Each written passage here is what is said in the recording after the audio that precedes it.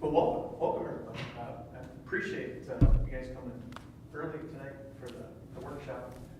We'll do a couple of introductions and then kind of introduce the format here for the evening. Again, my name is Tom Kirkshank. I'm the corridor study project manager for MnDOT. I actually work out of our St. Cloud office, but spend a lot of time up here in Baxter too at the same time. With us tonight, Bob Rogers, who's with Bolt and Make. He's our consultant project manager for the corridor study. We're at about, I don't know, what did you say, Bob? About a little past the 1/3 point, almost nearing the halfway point. Close to 40%. Okay, between 30 and 40% finished for the corridor study. We've got a little work to do yet. We'll talk a little bit about that with you guys tonight in this workshop. Also have Mike Kennedy, our district engineer, with us. Nice to have Mike part of our conversations, and we keep Mike busy with a lot of the planning work that we've got going on here in District 3. And my boss, Steve Voss, our planning director, is with us too. Appreciate Mike and Steve's support for letting us do a lot of these, complicated corridor studies. We've got several going on in our district area right now too, not just here in the Brainerd Lakes area, but again, we try to do a lot of these corridor studies to help us inform our future projects in those areas. And it really helps us better understand what those needs are for the local community. And I just want to again recognize your city staff have been extremely supportive, working with us all along since the beginning. We reached out, I suppose as time flies, almost a couple of years ago, we kind of started talking about this, and we started scoping this together, and all of a sudden here we are in the middle of this work. So again, want to thank all of you for coming in early to be a part of this. So Bob's going to go through a few slides. We just want to really give you kind of an overview of the study process and where we are. And hopefully within about 15, 20 minutes, we get that done and spend the rest of our time kind of gathered around the table here. So we've got the map of the corridor through Baxter. We really want to hear from you and have a conversation with all of you tonight, and kind of find out what's in your mind. We know we've got some hot spots here we want to visit with you tonight, and they're on your mind, they're on ours, and we'll get a chance to converse about that. I envision we'll be back to visit with you again as part of this corridor study. This is probably phase 1. We'll come back in a few more months and probably give you a little more detailed information about our findings, later on. This is, a good start tonight, and look forward to visit with all of you.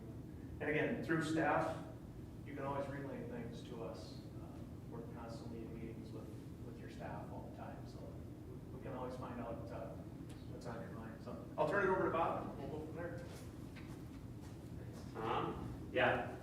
Thank you for having us. Like Tom said, just going to try to provide a little bit of study background of what we've done, kind of where we're going, and how we're going to ultimately get to some recommendations. And as Tom said, we'll likely be back.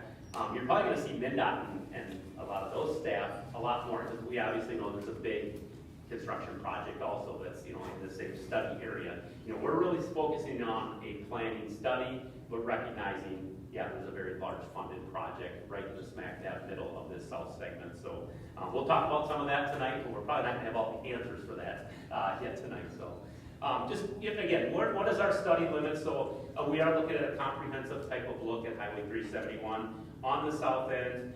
We are looking at really from the river crossing where Highway 371 continues north into the city of Baxter, all the way through the city limits into the county's first assessment district, and then all the way up to County Road 18 in Nisswa. So that is our full study limit that we're looking at here. So are we looking at massive capacity expansion, things like that? No, not really. We are looking at making the corridor safer and more efficient through kind of localized spot improvements. MnDOT does have a program project right now to do some pavement work on this same stretch.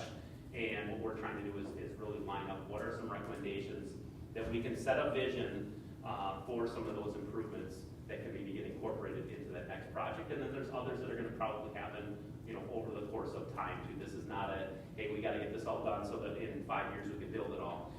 It's really about setting the vision and slowly building into that over time. So Like I mentioned, we do have several study partners, not only the staff here from Baxter, but NISWA has been participating, Crow Wing County's involved, the Region 5 Development Commission, and then we've got the MnDOT functional group team, and then the consultant team as well.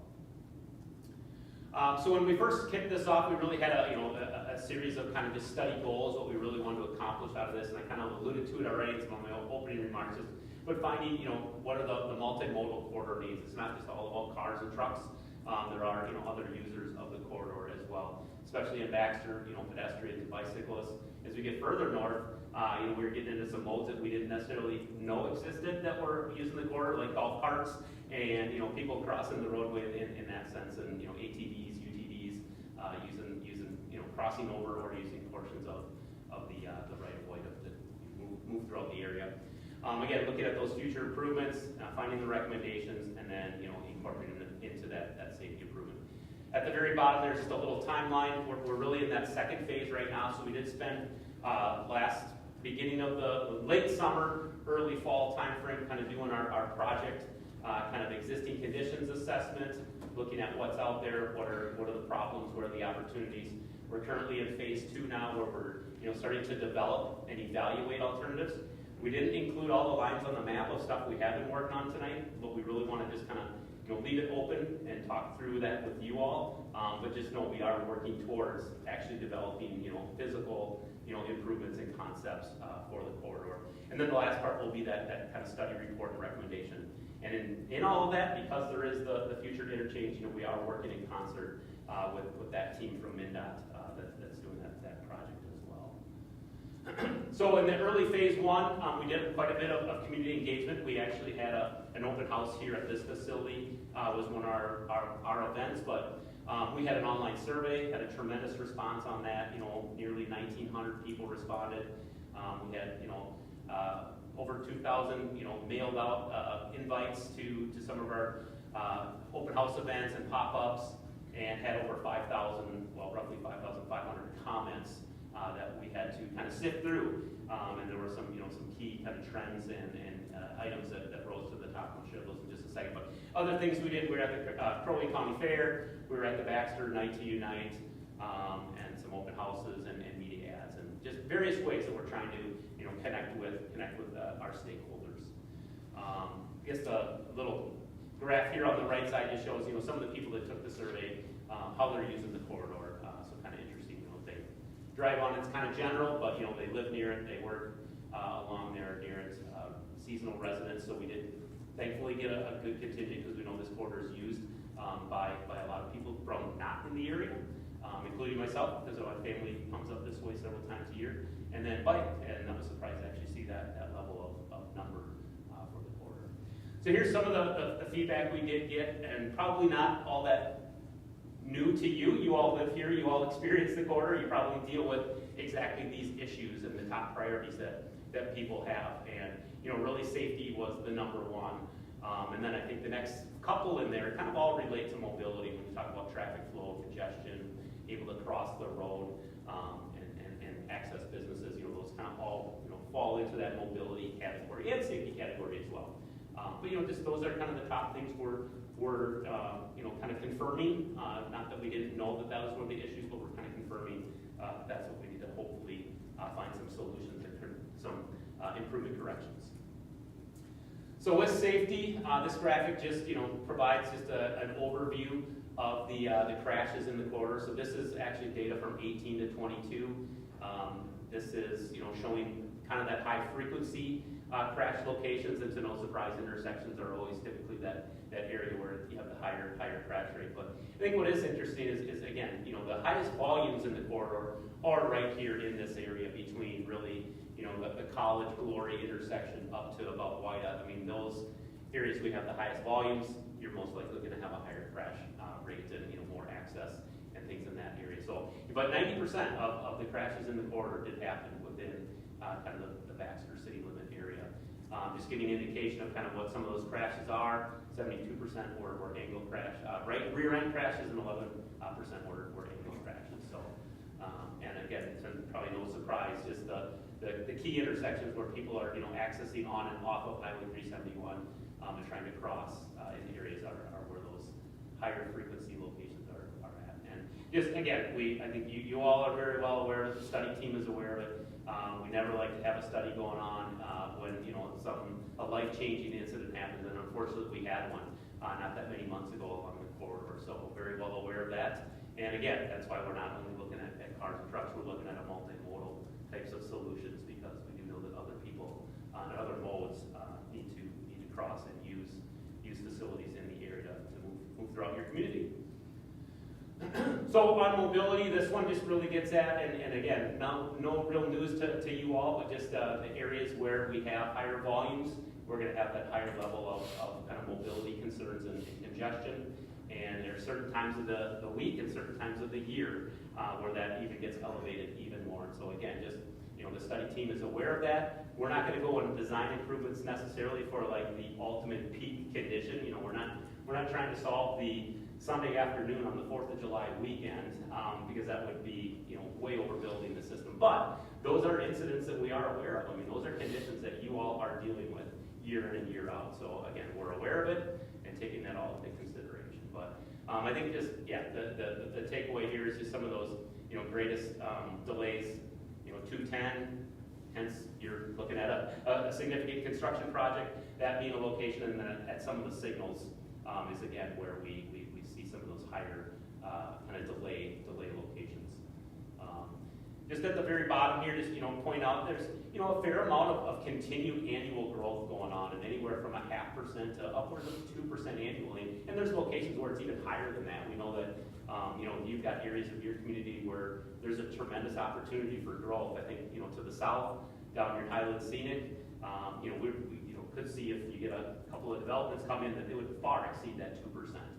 And in other areas that are fairly well built out, you know, maybe you don't see even the 0.5%. But just on general, that's going to be some of the forecast levels that we're going to be looking at, trying to accommodate with our study and future improvements. So access management, I don't know that you all need the full definition of it, but it's important when we are doing corridor planning because it really is an opportunity, and you all have done a pretty good job already of implementing a lot of access management improvements, and just want to recognize that Baxter has been kind of in the front of that with some of the changes that have been made historically with, you know, kind of some access restrictions, developing good supporting roads so that, you know, someone doesn't need to jump on the highway and travel a half a mile only to get off again, where if there's a supporting road, that's where some of those local trips should be serviced. And again, that all plays into access management. And what does it help? It does really help preserve the corridor's capacity. It creates a safer condition, you know, minimizes crashes by, you know, reducing access points and just conflicts. So just, you know, point that out that as things we're further looking at, you know, we do have a 16-mile long corridor here, so maybe not just in Baxter, but we're looking at some areas where we're going to get pretty aggressive in looking at doing some access management improvements in other areas where, you know, there's still conditions where there's just way too many access points onto the highway. So corridor considerations, again, just mentioned access, and I think this little graphic up in the top is, you know, very much of what you're trying to do in Baxter and have done, and trying to, you know, limit the number of actual, public roads or driveways, whatever that might be, out onto the state highway, and use that local system to service multiple developments. You know, if you use backage roads, sometimes you can get development on both sides of it, as opposed to frontage roads. You really only have the ability to, you know, do development on one side. So again, I think more and more, you know, that's going to be things we're recommending in this study is expanding that system beyond what it is even today. I know there's been past studies that have made recommendations on that, and you know, we've looked at those. We're taking those into account. In some cases, we'll be saying, yeah, that's absolutely a recommendation we're going to carry forward. In other locations, we'll really be looking at, is it still feasible to do that? Is there something that restricts us from doing that, whether that's environmental considerations, whether that's new development that's coming to an area, or whether or not it's just, you know, really financially feasible at this time. So, you know, those all will be taken into consideration. But looking at, you know, intersection traffic control options, you're probably all well aware of up around the VIR area of you know, some recent improvements that went up there. You know, they've had a little bit of growing pains, I'll say, as people, you know, get accustomed to J-turns is really that intersection type up there. But, you know, we're finding in some of the data, it has a tremendous safety benefit. It really reduces the number of serious types of severity of crashes. So does it eliminate all crashes? No, but it can really cut down on some of those more serious T-bone types of crashes when people are trying to make those, from the side street left onto the highway. And so that's an intersection control we're looking at, and other things as well. We'll be, trying to consider whether it's a good solution for the area. As I mentioned, pet bikes, we don't necessarily want to encourage them to be out on the state highway, but where can they be serviced, again, with some of those local supporting roads, or where they do need to cross, what types of improvements can we make? And we do know that, Baxter has been planning a location just, a little bit, is it north of Design or is it south of Design? I'm forgetting where your overpass, your pet overpass. Kind of in between Clearwater area, but more in the Clearwater area. So, taking that into account as one location where hopefully we'll be able to provide some good pet safe crossing areas. And then just, again, when we do a study like this, we look at the fiscal considerations as a part of it. There's no one that has the endless checkbook, but again, we're not necessarily limiting our options solely based on cost, because again, we're trying to create a vision that would be implemented over time and would be programmed, and that investment plan can be spread out over a greater time frame too. Oh, I jumped ahead there. So I did mention some of the intersection control. So we have at some locations we'll do nothing. We'll probably leave the condition as it is. Other locations we'll be looking at, does it make sense to add signals? Now, it's probably not a preferred option, but maybe in some cases that has to be the option.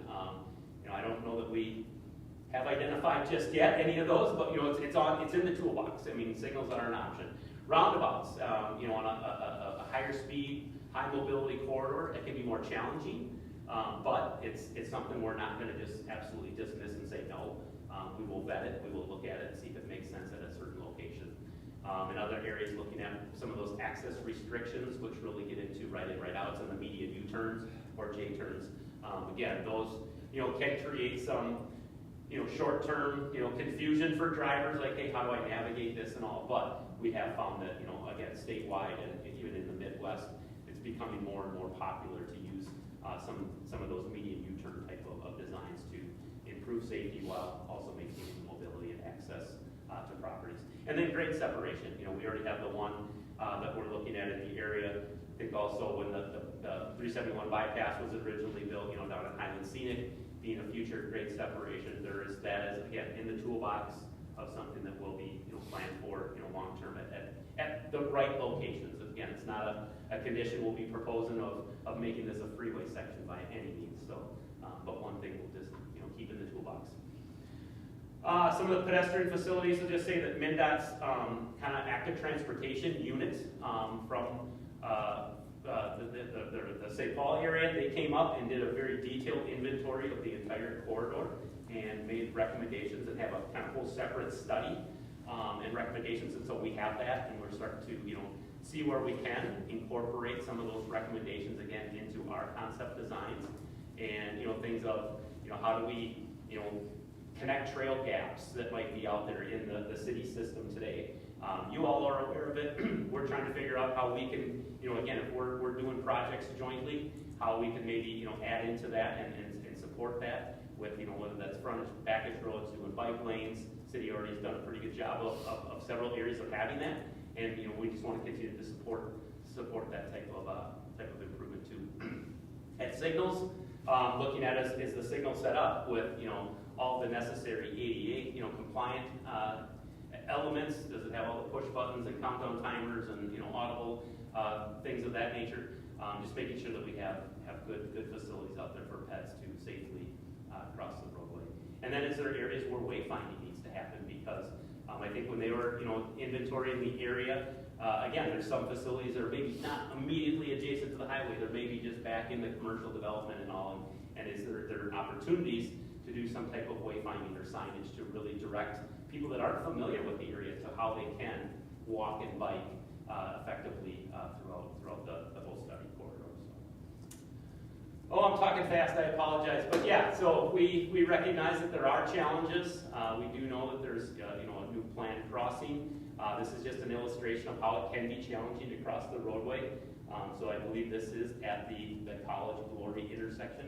And if you look at this, I mean, from ped ramp to ped ramp, it's 140 plus foot kind of crossing distance now. Myself, I could probably get through that no problem with the countdown time, but someone that is really mobility challenged, could struggle getting across that in the countdown timer area. So, making sure that the facilities are there, making sure everything's set up correctly to create a safe condition. Again, this is actually a pretty good intersection. We've got, kind of a median refuge where if I couldn't make it, I could stop. Wouldn't be the most comfortable place to stop, but you could get out of traffic. But there are other areas along the corridor where it's a very narrow grass median, and there are people making left turns at an uncontrolled type of intersection. So, we're looking at the whole corridor of where certain improvements can be made. So, having good lighting and everything else. And so that's basically what we want to just provide you with background. We'd love to, get in front of the map here. We don't want to just talk about transportation. We want to talk about what the city has going on and, in terms of land use, of other project improvements, where you see issues, opportunities, and things like that. Trevor's already started to draw some of the local connections that we have planned, that you all have planned in the area. But again, we want to just give this an opportunity for you to provide us with some direction and have a discussion. We can share with, again, some of the things we have started to kind of sketch up and look at. We do know that the interchange has a pretty big influence area throughout Baxter, so we can talk through that. Again, the study's not set to resolve all of those issues, because there's going to be a whole nother kind of study team that will be looking at that, but we can absolutely take in some of those questions and talk through that about how that's going to influence really how people do move in and through that part of your community. So I guess with that, we can get up and spend the last kind of 30 minutes we have with you or whatever to just kind of talk through things. So we invite you to all kind of join us, if that would be okay.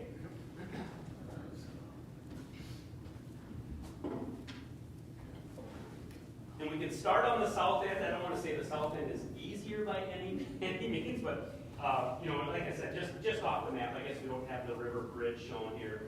We really don't have anything planned from a transportation standpoint, other than recognizing that there are kind of other modes, again, using the right of way, right? We know that there's ATVs, UTVs that are and so again, whether there's opportunities through the city, through some of the associations that are out here. I know there's a snowmobile clubs and things like that. How and where can we best accommodate some of those future trails and connections and all that too? So we do recognize that there needs to be some of those improvements. Again, the city's done a great job for sure on the west side with all the trail system that's been added. But if there's other opportunities, I think there's a plan from the river bridge to bring it up on the east side and connect it up at Highland Scenic as well. So, Josh, can you get these lights? sure. I guess at Highland Scenic, sorry, go ahead, Tom. I was going to say, on Highland Scenic, we have protected our four corners. Yeah, so there's a lot of public-owned right-of-way Or already. actually front of the door, but just to protect, so in the future, grade separation. This would, in the future, be set up, in future planning when the bypass was built through here, 4-lane was built. So that, again, it's not programmed, but when that time comes, and, again, I think we projected as growth continues here, these volumes will increase. Substantially on Highland Scenic, that was one of the areas where I think one of the percentages was darn near 20% growth is what we were thinking. I think 19%. Yeah, That's what we're at. yeah. Yep. So Well, when you put the school down there, it made a big difference. much to change, yeah. So which would go over the top? Well, interchange, probably 371 will go over the top. No, I think it was the other way around. I think that the 48 study that the county did had Highland Scenic go up and over. Yeah, and then the touchdown point was, I don't know, it was almost as far back as like where, right? I mean, They were out here. yeah, Yeah. and so setting up. That's why the positioning of this future roundabout was to Yeah. accommodate touchdown. Yeah, about halfway between 371 and that roundabout is the touchdown point. Yeah, so kind of equal. About the equal distance here. Yeah. Not quite about 1,000 feet each direction. Yeah, so there is a concept plan. I mean, we kind of replicated that for our study of that future interchange. We are also looking at, hey, does there need to be an option developed for it, just in case an interim improvement were to be needed? And what could that look like? And so we are in the process of just kind of vetting what are some of the options that could be done. I mean, an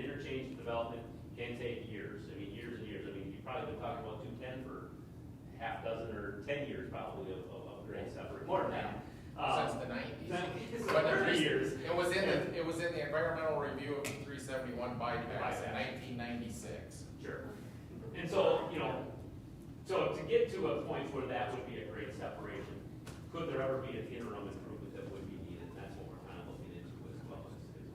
Yeah, so I think kind of the important thing for you guys is to just remember, we're gonna try to protect the space that we need to construct that in the future. So if you do have development proposals that come to you, again, staff's aware of it, but again, as people visit with you and have ideas, we just wanna make sure we don't encroach, so we don't have to buy something that's built in the way.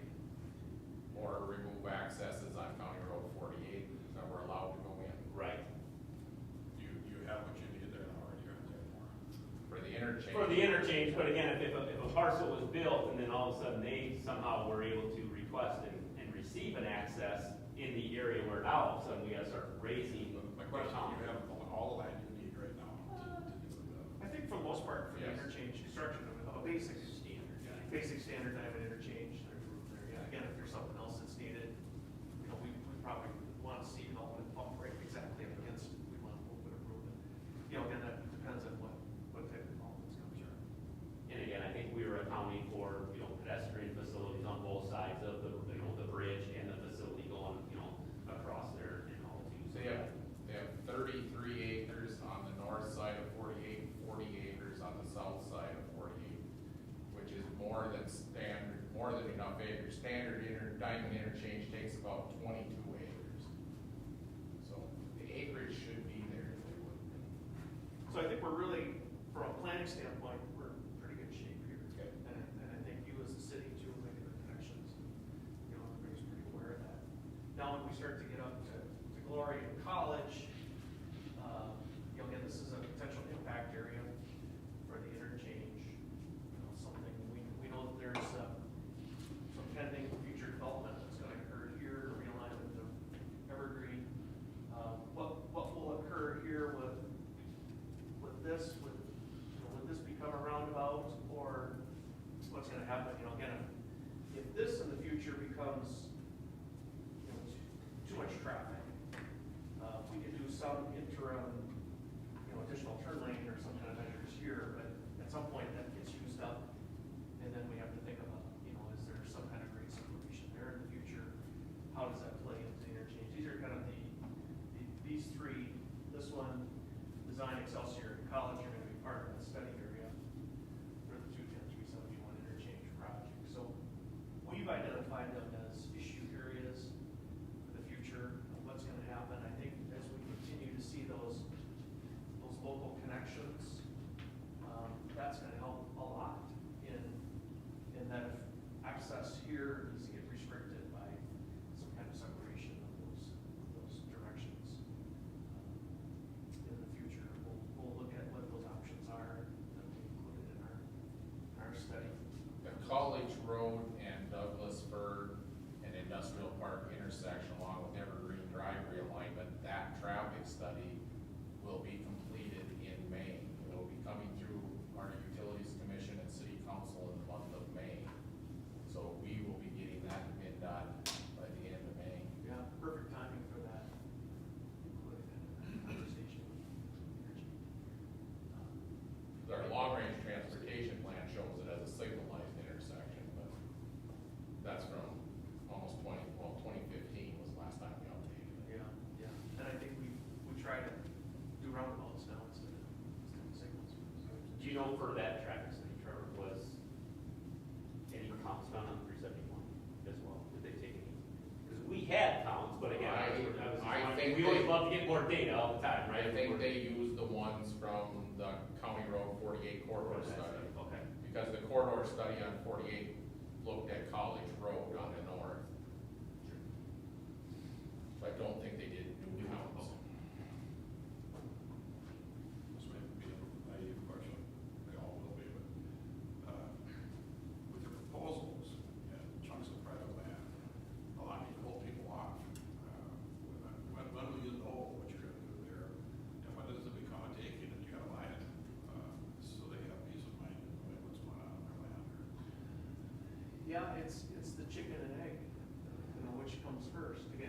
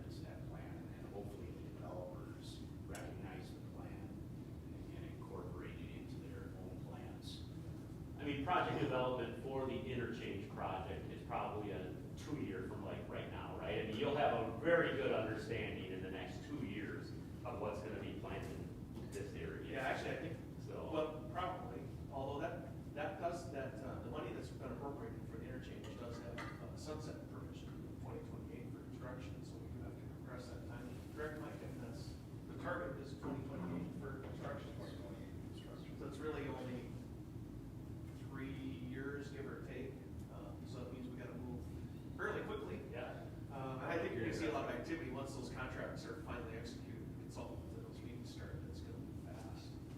To me, it's kind of hard to tell somebody, that's a great idea, but you can't do it because they might do something, you know what I'm saying? Yeah. Some things that have worked is where you can provide interim access, you know, like down here, talking down by the Highland Scenic, where, you know, you allow them to operate and access until such point that, you know, the roadway is built and then they shift their access to another location. Yeah. You're talking maybe down at, Yeah. do we own that? You own big chunks in here, yes. 73 acres, you So own. we actually own that. Do you own everything out to where the touchdowns will be? No, but in and around the interchange, yeah, but, so again, like, I think what Steve's talking about, so if there was a development, they had a driveway out to Highland City, maybe the long-term thing is, you know what, it has to come off of the road, the supporting road that would be built with, you know, greater development area. Yeah. And this is and this is why we're having these conversations too, because they have a local road network that needs to be constructed in order to make those connections to the highway grid. So we're having similar conversation.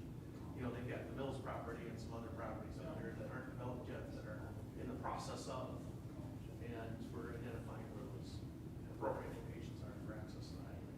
So when you do like the site plan reviews, you want to focus more on the orientation of those businesses for that future condition rather than, you know, the existing one that they're set up. I don't want to beat a dead horse, but we did go along with this on the north end there many, many years ago. Told people they couldn't build, and it never happened. The back end road never happened. We had signed agreements with everybody, the road was gonna go there. He had to change his plans. That's what I don't want to see happen again, is what I'm saying. Our word needs to mean something too. Yeah, it did not in that particular scenario, it still doesn't.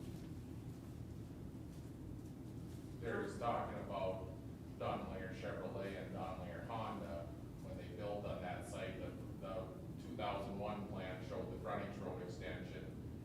And then MnDOT said, well, no, that's just a plan. And so we don't forget that stuff. But so that you guys know context. And that's where it's tough when you're talking about, especially at College and 371, when the city owns that, both the northeast corner and the southeast corner of that intersection right now, and then we go sell it to somebody for economic development with their EDA, because it's supposed to be developed as an industrial park system for our city, and then now all of a sudden, the plan shows that over half the property is supposed to be set aside for a future interchange.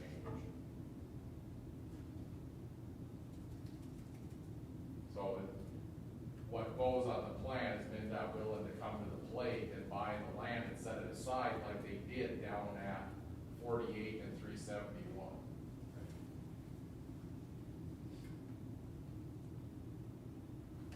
By the way, none of you people were here back then, so you're innocent. We understand what you're saying. Yeah. We don't want to stand in the way of your development, you know, because that's your business, but. But again, continuing to identify some of those things, I mean, you can see some of the blue lines that have been drawn on the map, you know, right here, and that is stuff the city is really planning to hold to when development happens. Novotny's gonna continue to, gets extended to the west, and is it Lake Forest or Forest Left? Lake Forest, you know, an extension down to the south and all to make a connection, to where that currently exists as kind of a backend road. And then on the other side, the Cypress, you know, that's gonna be, again, probably a key connection. And portions of that are likely to happen sooner than later, and likely Tom can speak to that with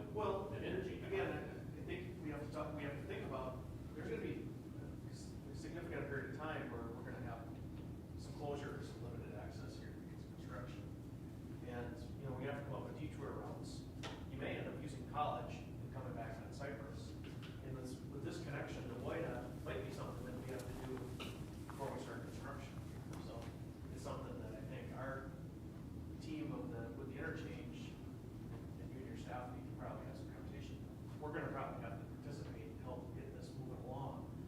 And I know, you know, like one of your action items tonight with your water, you know, is to consider what happens with some extension here.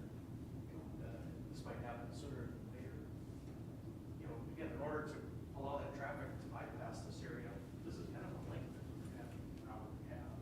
Or you're gonna zigzag the Clearwater and come up, you know, this would make more sense. So it's something we'll have to, the city of Baxter, talk about that. So keep that, you know, on your radar as staff brings that to you. Yep, go ahead. Well, you might be speaking to this now. So I know I think when I don't want to call it a survey, but the data point information on the interchange came out, the overpass, there was some talk from the businesses along there, like, hey, we don't want to restrict too much of our access, because they won't turn around and come back if they can't get off 371. I just want to know, for a highway of this level of traffic, commercial and, you know, passenger vehicles, are the number of access points or entrances onto and off of 371, is it the right amount? If you guys had an opinion, would you reduce some, would you increase some, or where are we at on that, broader than just looking at a specific intersection? Think of it, we use the term context, the context of the highway. What do you want the context of the highway? Do you want it to be an expressway? Do you want it to be, more like a parkway? Do you want it to be more like a local road? You know, that's kind of the consternation we've been having in a lot of our technical advisory committee meetings and stuff with the study is, what's the context? I mean, you come up from the south, and really until you get to College, this is high speed, 65 miles an hour, and we know how the traffic is moving, it's moving. But as soon as you get here, your first signal, well, again, we have a signal here, but traffic is still moving, and now it starts to really get reduced and compressed. It slows down, but it's still 60 miles an hour. 50. A lot of our. 50 until you get 60 back up. 60 by Target and 50 at Walmart. 50 here. Walmart and Target. So, Remind my thought. so anyway, it's what do we want it to be? Yeah. So if we apply our true access management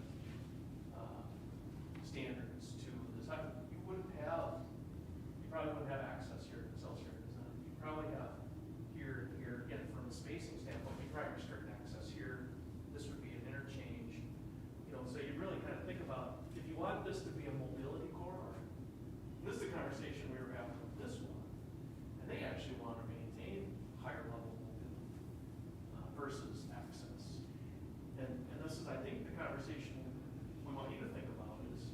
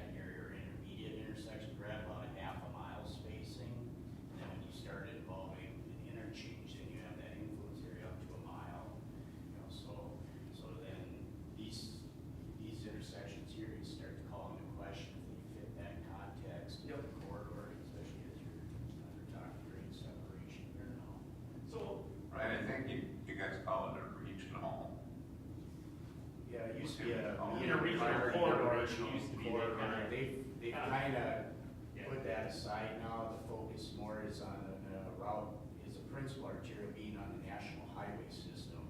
And so this is a national highway system route because its designation as or its classification as a function as a principal arterial route. So kind of the challenge that we're faced is, what do we want it to be? And we recognize that access is important, access to business is important. And if we can't, if this gets restricted somehow, and we know Excelsior is gonna get impacted because of the interchange, we just don't know exactly today how much.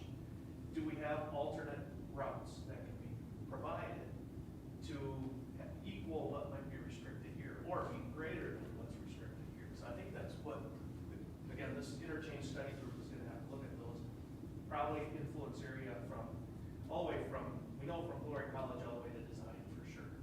We're gonna have to determine what those impacts are, if there's restrictions, can we replace it in the design here so that these businesses can continue to operate and people can continue to get to them, reasonable manner.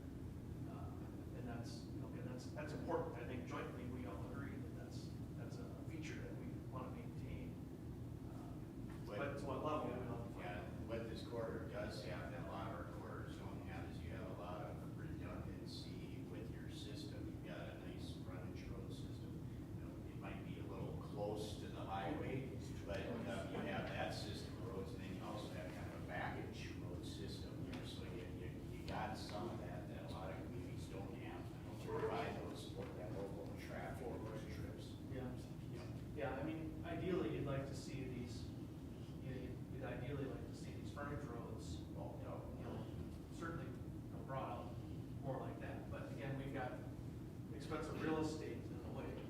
And I don't know that anybody has the appetite, I know we certainly don't, I don't think you would, to start purchasing these. So we gotta work with what we've got.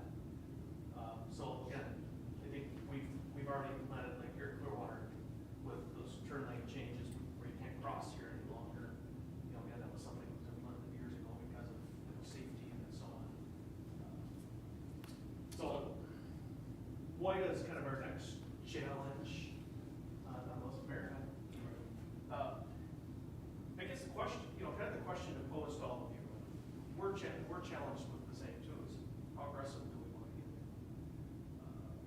We know something's gonna happen. We know we've got, if you're a pedestrian trying to cross there, it's a challenge. Unfortunately, the person was killed there, went early in the morning, it was dark. So, a lot of things went wrong and that occurred. So how do we correct that so it never happens again? Try not to happen again. And even, these are pulled out a little bit further than the others, but we still know what kind of mess we have at these two frontage road intersections. So do we terminate them? And if we do, what happens to that traffic? Where does it go to get, back to the highway?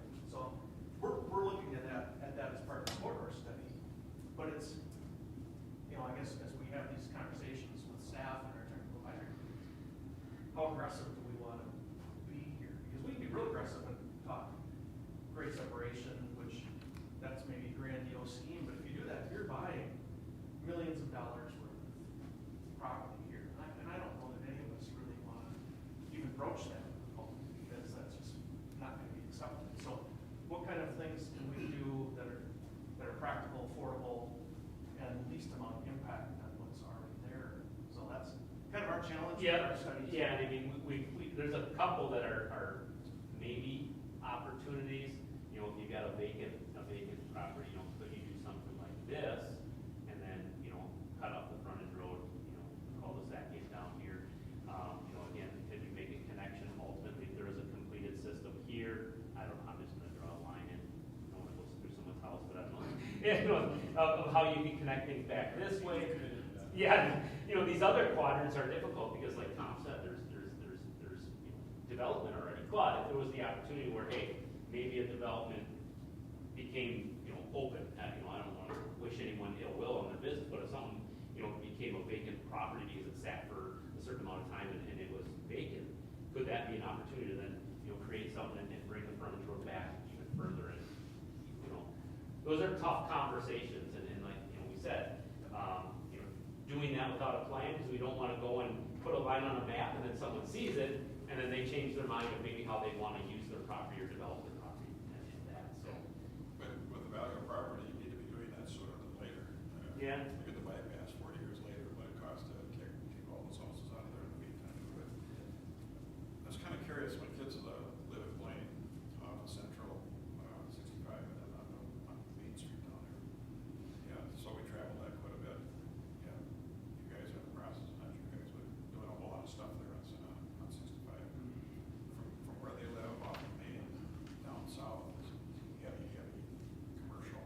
I'm just wondering what kind of feedback you're getting from those people. I know what we've gotten in the past, and what kind of cooperation. Yeah, I've worked on a few studies on that corridor, so I can speak to it a little bit.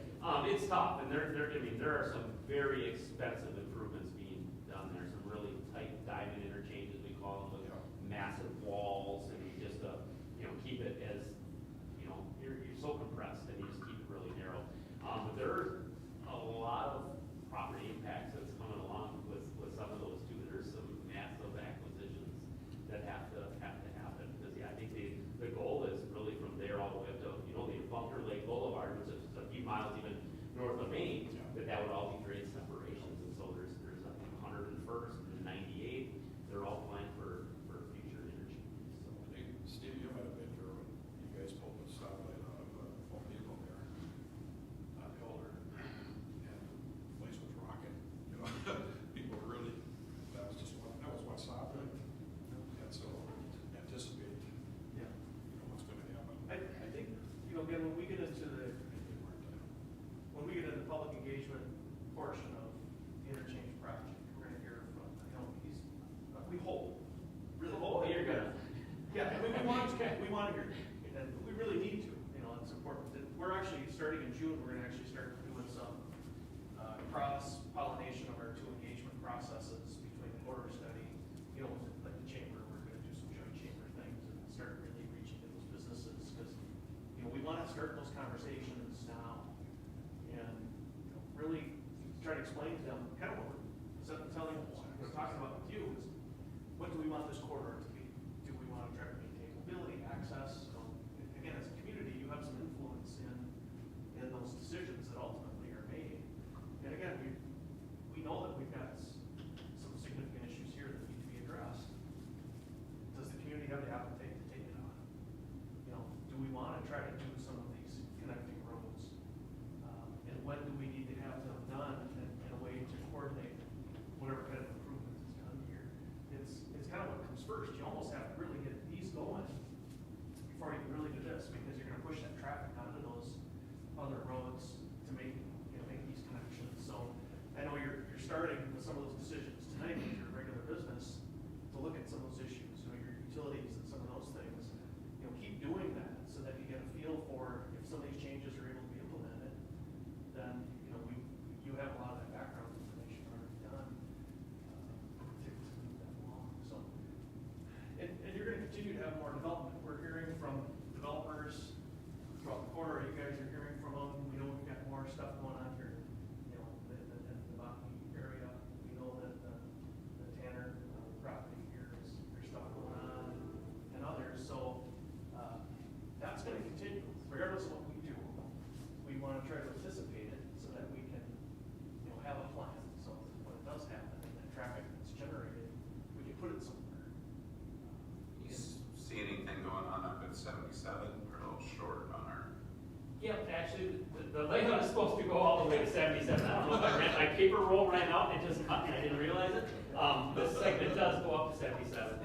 I guess what we had planned, again, basically from Novotny up to 77, again, there's Audubon, and I forget a few others, there's not, and we didn't have a lot of changes recommended to those intersections, again, some restrictions were having. There's a few maybe geometric tweaks we could make with some offset lefts to improve some sight lines and things of that nature. But then at 77 itself, again, we kind of had the discussion with our technical advisory committee of, is there a long-term improvement that would be needed there too? I mean, somewhere along the lines with grade separation. And just, when you've got a improvement to that level, you really have to be able to prove, kind of a larger regional improvement need, and not sure that the county road, the volumes at least today don't show that level of need. Also, the natural resources in 3 of the 4 quadrants make it really difficult with all the wetlands and that. But it's definitely an area that if, over time, there became a real safety problem. I mean, there are crashes there. There have been a few serious crashes, but that wasn't one of our intersections that were above the critical rate. It wasn't above the critical rate like some of the others where that's where it really triggers, like, hey, we've reached a threshold where something has to happen. We haven't seen that condition yet. I don't know if we will, let's hope not. But, long term, could something be done to improve that further? Maybe. We haven't necessarily drawn up anything yet. Again, making some of those other connections, again, if Cypress can continue all the way up to Wise at some point in the county road, that's great, because that might, provide some relief. And again, with, you already got, like Forest, that goes up there right now, right, as the, goes all the way up to 77, right? Because it has the back road by the hotels and everything. Yeah. So you guys are doing the right thing of, again, trying to, keep people off the trunk highway that don't need to be on the trunk highway, for those shorter local trips. So I don't know if that answered your question, but we haven't We got the light because of critical accidents there, a death there, so that got settled back 25 years ago. 30 years ago. What's it? Was it 30s ago? It's over 30. And I was here a few years, so. So, speaking of safety, Chief, do you have any thoughts or comments or opinions, or not really? Yeah, for all the crash reports we read, there's so many more that you guys probably witness of close calls that we don't get record of. Inside Right? around, like. Yeah, is there hot spots that you're aware of, or certain things that are happening that? Well, what has happened is great working relationships over the years. The mayor mentioned the Home Depot one. That was probably early 2000s, working with Ken Hansen and his predecessor, Gary What's- Gerlach.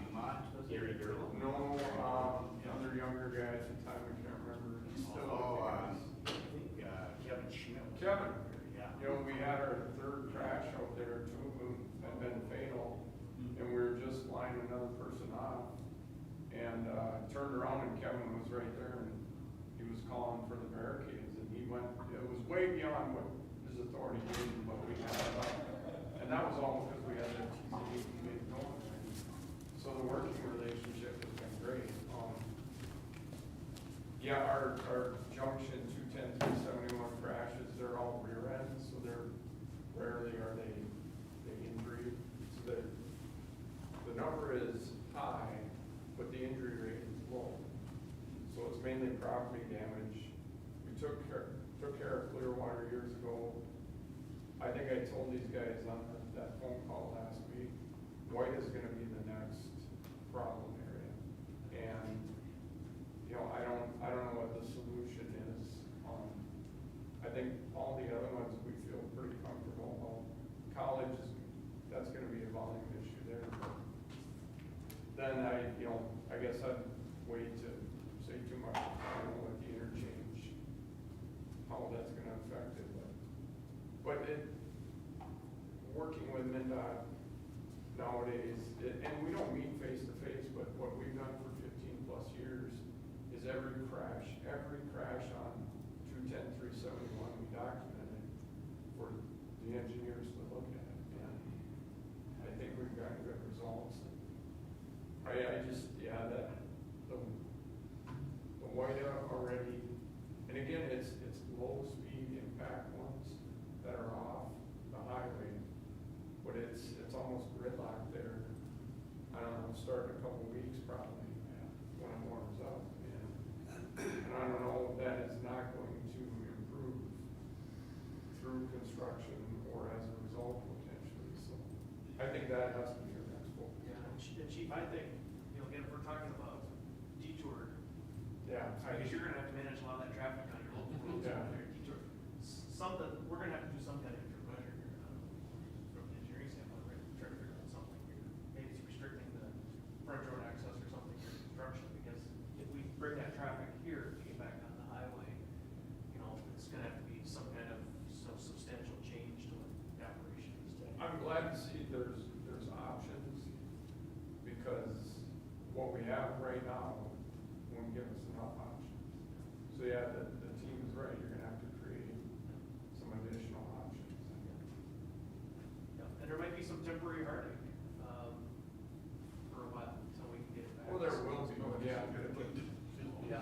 That's, but you have to provide the options, and then the locals will start to understand, especially when you're talking, I mean, we're looking at 4 years of construction between Highway 210 and Highway 371.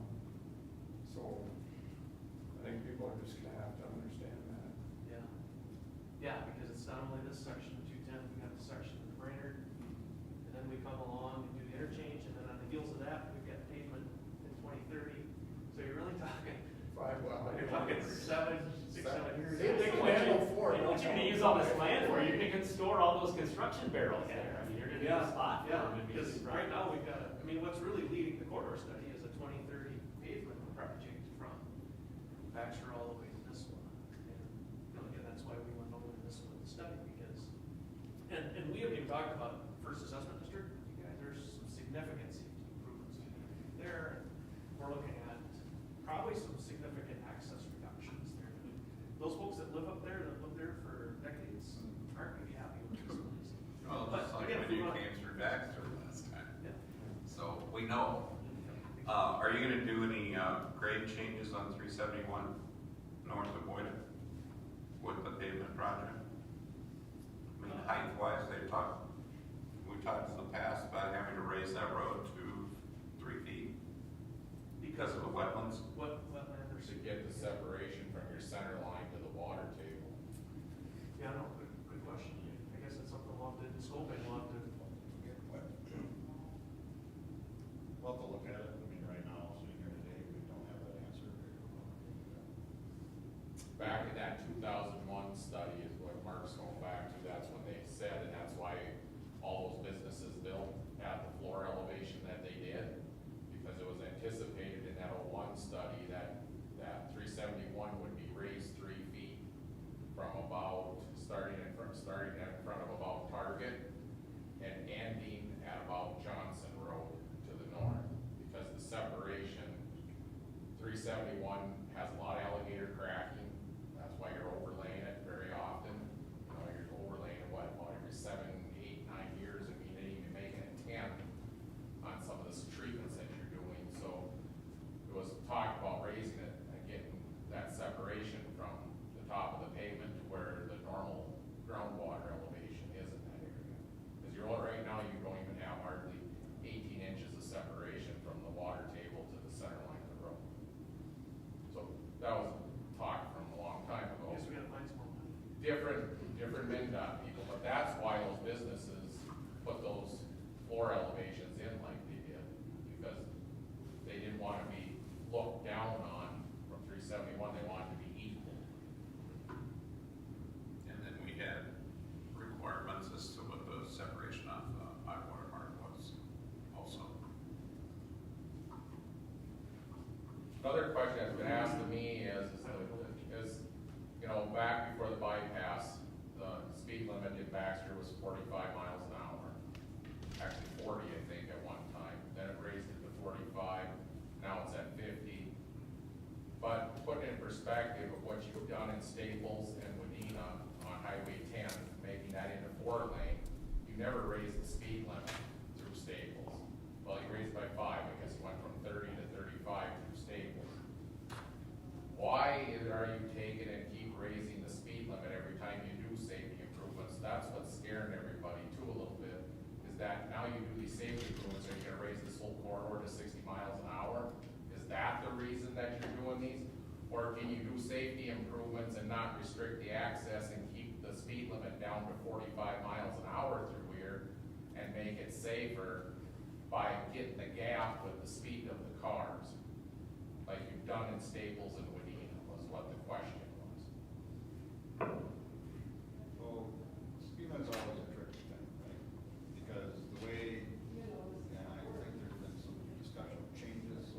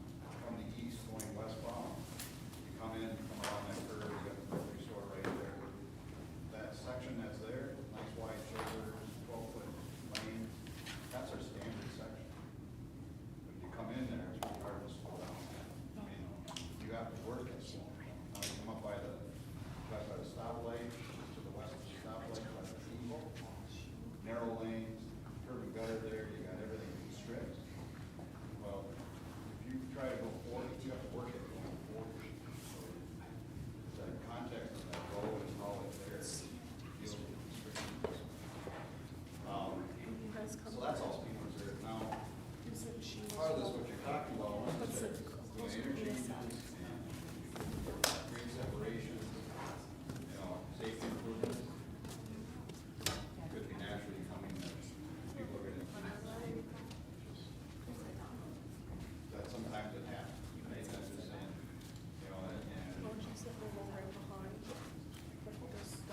you arbitrarily say, I wanna keep, I wanna put the 30-mile-an-hour zone out here, well, you'd have to park a police car there, and eventually you probably wouldn't be able to defend it.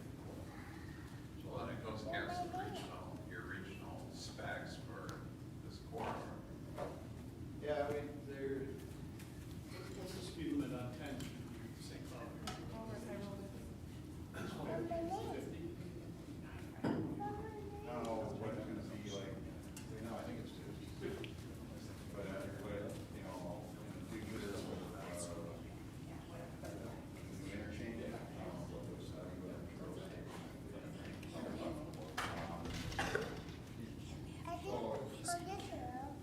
it's really, you know, like what I tell my kids, if you drive on how you feel on the road, generally speaking, you'll be around the speed. Right? I mean, we're gonna go out trying to drive fast. Yeah. Just kind of take it in context of the road, feel what's around there, and how secure yourself will be around it. But, you know, the idea of this project and the safety in that is really not to increase the speed. That's not the goal. Goal is not to see, oh, we got everything to see. But if you look at this corridor, now, even going back in the interregional corridor, that's where a lot of mobility things, times are set. But if you look at the extent of the 371 corridor, there wasn't really a mobility timing issue to get from, you know, a longer stretch. Slowing down here, you slow it down a little bit, it's not gonna impact your speed, you know, time travel over that whole big corridor. You know, really what happens when you start, And the reason we're looking at this, you start raising this up, and how you bring it back down, where you tie in, how is that, you know. if you travel down at St. Cloud on Highway 15, just south of Apollo, and it goes up and over the railroad, the distance, You got that light at the bottom. The distance between 371 and Excelsior, I think is just a little bit longer, or short, I think it's shorter than the one in St. Cloud. So you telling us you can actually land before Excelsior? Well, that was what the study looked at, but that was kind of high level. Again, you got a lot of businesses, right? So it becomes a balance of how you maintain that. I mean, you got Kohl's, you got Cub, you got, It was Camping World. so you got a lot of businesses, and you got fleet farm in there. So we're not gonna come in here and say, well, our access management's here, so I wanna go here. We're not gonna, you gotta provide some access in here, you gotta provide some So I have to go decent home there, I access. just raise my hand. Sure. You know,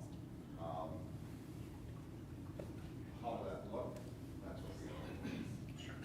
You know, we also have to provide, you come up and over, you're coming up over, and people are traveling 50 miles an hour. you know, we gotta stop, stay stopping distance, so there's something backed up.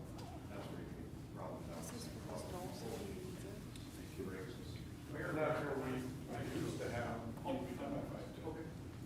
used to have the old overpass before they flattened that all over by Rogers. It used to be even a higher, the old pump there. And we had a lot of crashes as they were coming down towards the now. Golf course was where the temporary signal light was. Right, but the crashes were happening where the Cypress Lane is currently located. There was a steeper grade coming down and the traffic was backed up. So they were starting to. Yeah, exactly. And it was a train would go in and they took the. Right, so when we got to level that out, we really reduced our crash volume in that area. That's, I guess, what our concern from a public safety standpoint is, what does that landing, I'd be real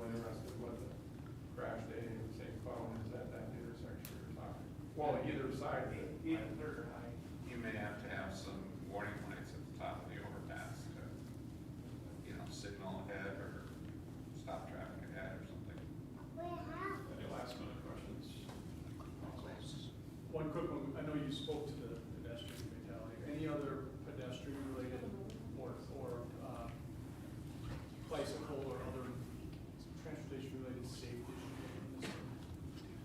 What you've talked through or worked through or are? Again, we're recognizing the study you've already done here, the pedestrian crossing here in Clearwater. And yeah, and that'll be worked into our study. Again, you're already making those local trail connections. We just don't want, I mean, we want to have a system where we're not pushing people onto the highway. We don't want bicycles and pedestrians on the highway. We see it, we don't want it. So the more work you guys can do when you're doing